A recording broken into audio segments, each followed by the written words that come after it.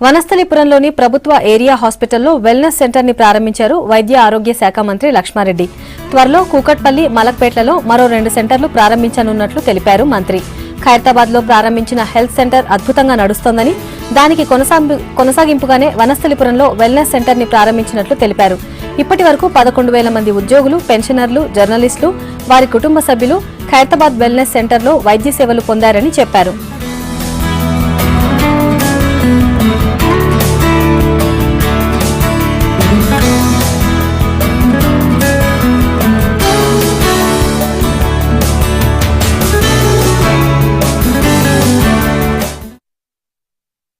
మరి కార్పొరేట్ హాస్పిటల్తో మన దఫాలుగా చర్చలు జరిపి వాటిని అగ్రిమెంట్ చేసుకుని డిసెంబర్ 19 నుంచి ఈ కార్పొరేట్ హాస్పిటల్లో ఈ సేవలు స్టార్ట్ చేయడం జరిగింది.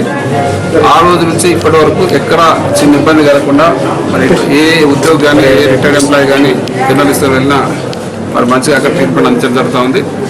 అట్లాగే వెల్నెస్ సెంటర్లో కూడా మరి యొక్క యావరేజ్గా ఒక ఖైరతాబాద్లో 300 మంది చూపించుకోవడం, దాని తగ్గట్టుగా మరి అంతటా కూడా ఏర్పాటు చేయాలని నిర్ణయం తీసుకొని ఈ వనస్థలిపురం ఏరియా హాస్పిటల్ ఈరోజు స్పెషల్గా only for employees, retired employees, జర్నలిస్టుల కొరకు ఈ వెల్నెస్ సెంటర్ స్టార్ట్ చేయడం జరిగింది. చాలా సంతోషం.